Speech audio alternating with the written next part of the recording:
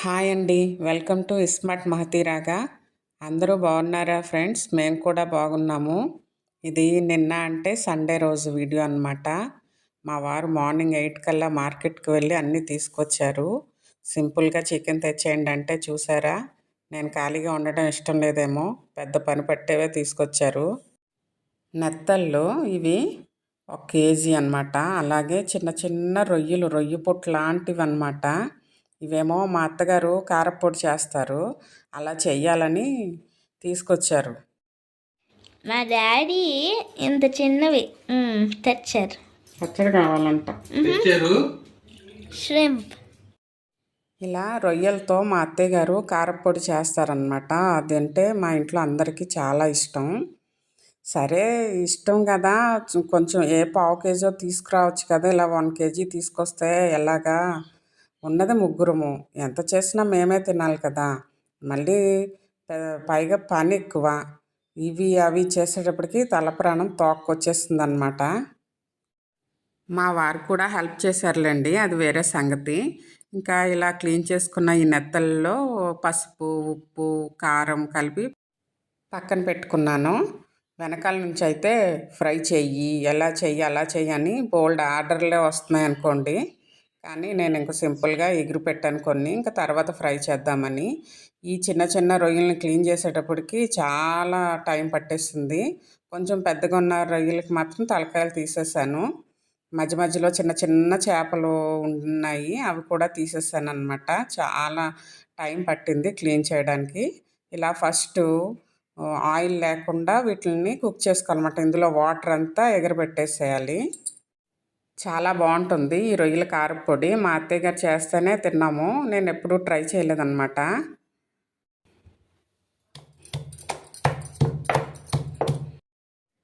రొయ్యల్ని కొంచెం మగ్గించేసుకున్న తర్వాత ఆయిల్ లేకుండా ఉడకపెట్టుకోవాలి. అవి ఇంకా అలా పక్కన పెట్టేశాను. ఇప్పుడు కర్రీ ప్రిపరేషన్ కోసం ఇలాగా మసాలా దంచుకుంటున్నాను అనమాట. కొద్దిగా అల్లం, వెల్లుల్లి, జీలకర్ర, అంతే. కాస్త ఉల్లిపాయలు వేసుకొని ఇలాగ పేస్ట్ చేసుకొని రెడీ చేసుకున్నాను. తర్వాత ప్యాన్లో ఆయిల్ వేసుకోవాలి. ఇది ఆవాల నూనె. మా వారి పేరు కూడా రాకేష్ అనమాట. ఇక్కడ అన్ని ప్రోడక్ట్స్ కూడా రాకేష్ అనే ఉంటాయి. రాకేష్ మసాలా పళ్ళు, రాకేష్ అన్ని బ్రాండ్స్ రాకేష్ అన్నది ఉంటుందన్నమాట. ఇంకా షాపులకేమో మాహి స్టోర్స్ అని, మాహి అని ఎక్కువ, మాహి అనే పేరు మీద ఉంటాయి. మా పాప పేరేమో మాహి. అంటే ఇది మహేంద్ర సింగ్ ధోని వాళ్ళ ఊరు కదా, రాంచీ.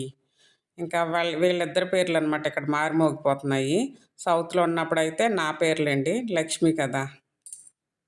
సింపుల్గా ఇలా ఎగురు పెట్టేశాను. ఫస్ట్ ఆనియన్స్, పచ్చిమిరపకాయలు అన్నీ ఫ్రై చేసుకున్న తర్వాత నూరుకున్న మసాలా పేస్ట్ కూడా వేసుకొని ఇలా చేపలు కూడా వేసేసి ఆల్రెడీ అన్నీ కలిపి పెట్టేసాం కాబట్టి కొద్దిగా చింతపండు పులుసు కూడా వేశాను. అన్నీ చూసుకొని కుక్ చేసుకొని లాస్ట్లో ఇంకా కొత్తిమీర వేసుకుంటే కర్రీ రెడీ అయిపోతుంది. ఇది ఫ్రై చేయమన్నారు కానీ ఇంకా కర్రీ పెట్టేసాను. మళ్ళీ ఫ్రై అనుకోండి, రసం పెట్టాలి. ఇదైతే కొంచెం కర్రీలాగా. ఇప్పుడు ఆ పొడి కూడా చేద్దాం అనుకుంటున్నాను అనమాట, కారప్పొడి రొయ్యలతో. చూడండి చాలా బాగుంటుంది, మీరు కూడా ఒకసారి ట్రై చేయండి. మా అత్తయ్య గారికి ఫోన్ చేసి మరీ చూడండి. ఇదంతా ఇలాగా వాటర్ అంతా పోయేంత వరకు ఎగిర్చుకోవాలన్నమాట. ఏమి ఆయిల్ వేసి ఏమీ ఫ్రై చేయలేదు, జస్ట్ దీంట్లోని వాటర్ అంతా తీసేసాను మగ్గించి. ఇప్పుడు దీనికి మసాలా ఒకటి రెడీ చేసుకోవాలి. ఇదిగోండి, ధనియాలు, జీలకర్ర, 3 మొగ్గలు, ఎండుమిరపకాయలు ఇలా సన్నగా ఉన్నాయి, కొంచెం కారంగానే ఉంటాయి, 15 తీసుకున్నాను అనమాట. ఇవన్నీ ఇప్పుడు ఆయిల్లో ఫ్రై చేసుకోవాలి. ఇదిగోండి ఇవి ఎండుమిరపకాయలు, జీలకర్ర, ధనియాలు, ఇదిగోండి 3 మొగ్గలు, వెల్లుల్లిపాయలు, ఇవి కావాలన్నమాట. ఇదిగో ఆల్రెడీ మగ్గించుకున్నాం కదా. ఇప్పుడు దీని ప్రాసెస్ చూద్దాం. ఫస్ట్ లైట్గా ఆయిల్ వేసుకుందాం. ఆయిల్ వేడయ్యాక ఈ ధనియాలు, జీలకర్ర, ఎండుమిరపకాయలు ఇవన్నీ ఒక్కొక్కటిగా వేసుకొని ఫ్రై చేసుకోవాలి. ఈ రొయ్యల కారపొడి నిల్వ కూడా ఉంటుందన్నమాట. ఎన్ని రోజులైనా అంటే 1 నెల రోజులైనా నిల్వ ఉంటుంది ఫ్రిడ్జ్లో పెట్టుకుంటే. అదే బయట అయితే 4 రోజుల వరకు పాడవదంట. చాలా బాగుంటుంది. ఇవన్నీ ఫ్రై అయిన తర్వాత కొద్దిగా కరివేపాకు కూడా వేసుకోవాలి.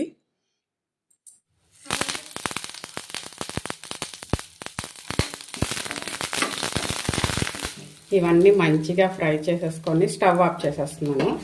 ఆ వేడికి ఇంకా కొంచెం ఏమైనా వేగాల్సి ఉంటే వేగుతుంది, లేకపోతే నల్లగా అయిపోతాయి అన్నమాట. చూసుకోండి. ఇంకా లాస్ట్లో ఈ వెల్లుల్లిపాయలు కూడా వేసేస్తున్నాను. స్టవ్ ఆపేసాను.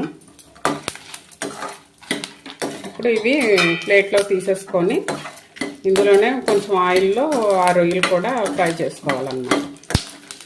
ఇంక ఇవి తీసేస్తాను వేరే ప్లేట్లోకి. ఇవి వేసేసి ఫ్రై చేసుకోవాలన్నమాట.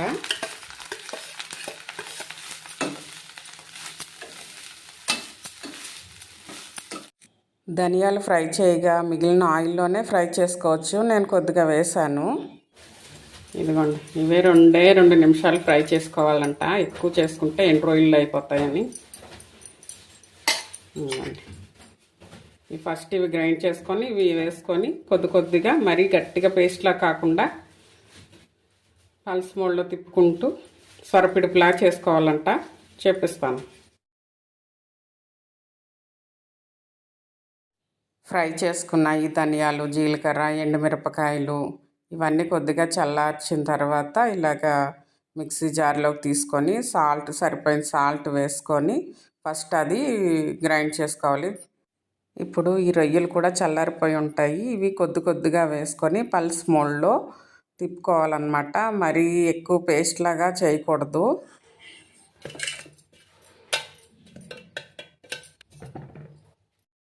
వాటర్ అనేది యూస్ చేయలేదు కాబట్టి నిల్వ ఉంటుంది. మేము దీన్ని రొయ్యల పచ్చడి అంటాము, పచ్చి రొయ్యల పచ్చడి. ఇలాగ అన్నీ కలిపి కొద్దిగా వేసుకొని రొయ్యలు కూడా పల్స్ మోడ్లో తిప్పుకొని ఇంకా మొత్తం లాస్ట్లో అన్నీ ఒకసారి కలిపేసుకొని తిప్పేసుకొని పక్కన పెట్టుకోవాలి. సాల్ట్ సరిపోకపోతే అది కూడా వేసుకొని మొత్తం రెడీ చేసుకోవాలి.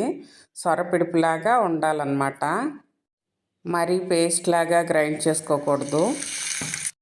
ఇలా రెడీ చేసుకున్న రొయ్యల పిడుపుని కొద్దిగా ఆయిల్లో పసుపు వేసుకొని ఆయిల్ వేడయిన తర్వాత ఈ రొయ్యల పిడుపుని కూడా వేసుకొని ఒక 2 మినిట్స్ ఫ్రై చేసుకోవాలన్నమాట. మరీ ఎక్కువ ఫ్రై చేసుకున్నా ఇది పచ్చి రొయ్యలది కదా, ఆ ఫ్లేవర్ పోయిద్ది, ఎండు రొయ్యల పొడిలాగా అయిపోతుంది. చూసుకొని చేసుకోవాలి.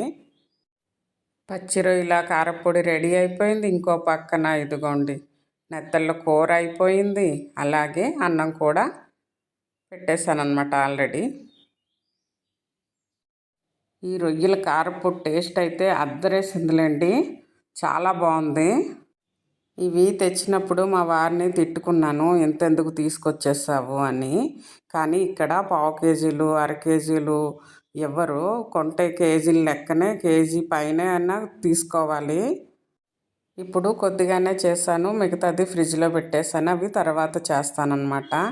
ఆల్రెడీ మా వాళ్ళు ఆర్డర్లు వేశారు కదా ఫ్రై చేయమని. అంతా కలుపుకొని ఒకసారి చెప్పు. సూపర్. ఈ కారపొడి అన్నంలోకనే కాదు, దోశలకైనా, ఇడ్లీకైనా, చపాతీలకైనా కూడా బాగుంటుంది.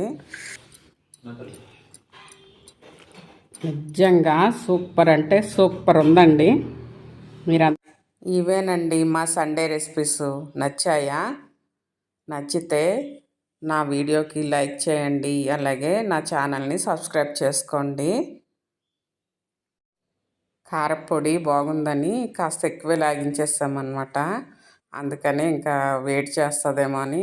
ఈ చేపలు తింటున్నప్పుడు మేము పెరుగు అవి తినము. అందుకని ఇంకా సాయంత్రం సగ్గుబియ్యంతో పాయసం చేసేసాను. కొద్దిగా సేమియాలు ఉన్నాయి, సన్న సేమియా వేసి ఇలాగా పాయసం చేసేసాను. Thank you.